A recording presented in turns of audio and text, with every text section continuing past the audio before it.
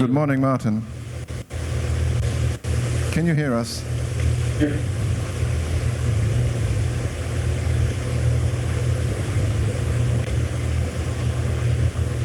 Okay. Can you hear me? I can hear you just fine. Good morning, Martin. I was just saying that with a name like Varsavsky, we couldn't really not introduce you to this crowd. And we tried to get you in person. Unfortunately, that wasn't quite possible this time, but you know, the invitation is always here. Martin is one of Europe's leading technology entrepreneurs. He's founded a whole bunch of companies, some of them big, some of them bigger. He is currently running the world's largest Wi-Fi network. It's a community-based network, and it's a very, very cool thing. And Martin is going to give us a little pep talk about how Europe is actually well positioned to take on Silicon Valley in the high-stakes game of technology entrepreneurship. Martin, all yours, mate. Well, thank you very much. My apologies for not being there in person. I do hope to be there next time. As you said, I'm Varsavsky. I should be able to show up in Warsaw in person. Now, let me speak a little about the atmosphere for creating businesses in Europe as opposed to creating them in the United States. I have experience doing both. I created a company known as Viatel. I started it with $200,000. By the time I sold this company, it was worth around 1.2 billion, and that company was started in the States, but it really developed in Europe. I worked in all over the States and in many European countries because this was a the first pan-European fiber optic network in the late 90s. Then I developed Jazztel in Spain, which is the second largest publicly traded telecom operator. So I had a chance to operate exclusively in Spain. I also developed Ja.com, a company that we built here for 38 million euros, and we sold it to Deutsche Telekom for 550 million euros.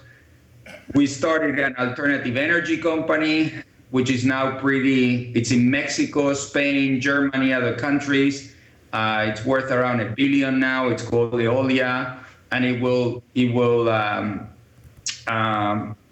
offer an alternative, and it offers an alternative to the whole debate of that's going on now after Fukushima of how safe nuclear energy is. In my opinion, nuclear energy is necessary until we find other sources. I don't think it's as dangerous as people think it is. I think burning coal is actually more dangerous. I think burning coal certainly damages the environment, and nuclear may damage the environment, but we don't do coal, we don't do nuclear, we do wind, and we do solar.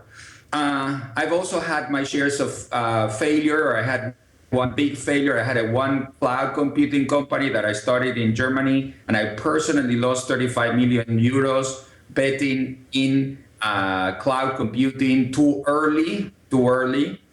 Now, a little bit about my background. I grew up in Argentina, so I'm not European and not American, I'm South American.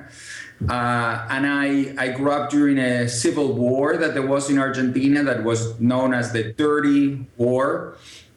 And that was a very sad moment in Argentine history. It was the military dictatorship. It was attacks on intellectuals. I was only 16 years old of age when my cousin, who was 17, was killed by the military. So I'd like to say this because I think growing up in a civil war environment made me think of risk in a very different way. So in that audience, you probably have maybe a few hundred entrepreneurs, a few hundred people who would like to build companies. And the key thing about entrepreneurship is to assess risk, is how to judge risk. And my take on risk, after almost having died at a bomb that exploded 100 meters away from my home, or having my cousin getting killed, or after my youth, nothing in business ever seemed risky, really as risky as what it was to live in Argentina when I was growing up. But still doesn't mean that one should be suicidal when starting business. So the concept is, how much risk are you going to take without being suicidal or without actually having a failure from which you cannot recover? So for that, you have to think about the culture of Silicon Valley and the culture of Europe. I think that probably because Europe went through so much negativity, let's call it, for not using the S word, that World War II, communism, and there was so much uncertainty that people, instead of reacting like I did, which is like, okay, I used to live with so much risk, being in business should be easy. What happens to a lot of people in Europe is that they just want a comfortable job. They're not particularly ambitious. They want a steady, stable job, and they want to go on with their lives. While people in America, their experience of risk-taking has generally been very rewarding. America is a country that's been built on risk and successful risk. If you can think of European enterprises that were incredibly ambitious, for example, Nazism was a suicidal, extremely damaging global enterprise. And so it is not that Europe never embarked on global enterprises or extremely ambitious enterprises, that it embarked on the wrong kind of enterprises. And after World War I, World War II, and communism, a lot of people said, well, let's just try to live a life, okay? Now, I think risk-taking is worthwhile, and risk-taking can be extremely rewarding without being suicidal. The question is to have an original idea, to have tremendous ability to execute it, to have an amazing management team and partners to work with you, and to live on the internet knowing that, as this presentation shows, it doesn't matter where you are. It doesn't matter that I'm here in Madrid, you're there in Warsaw. We are communicating, and the same is true of what happens on the internet. So now I am investing, other than my own enterprise, which is FON, which has become the largest Wi-Fi network in the world and hopefully will be in Poland in the next 2 years, I also do investing. Now, my investing is based on products I use, people I like to hang out with, at valuations that I can stomach. Okay, those are my 3 rules of investing. And my investing, anybody who has an interesting project to send to me can send it to martin@fon.com. My idea of investing is very close to mentoring. I've had my fair shares of successes. I have some failures too, but mostly I've done well as an entrepreneur. I like to share and mentor other people who are trying to do the same thing. Concretely in the area of technology, I invest in internet, telecoms, alternative energy, and biotech. Now, in Europe, there is amazing talent. There is amazing talent.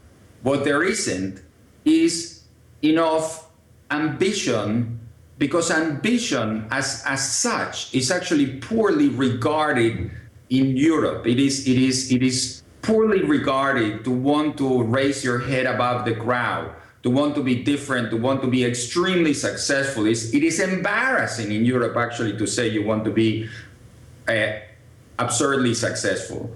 If you walked around saying you want to be a billionaire, people would look as if you're an outcast, okay? Because in Europe, entrepreneurs, we're misfits. Because most people don't want to do our job.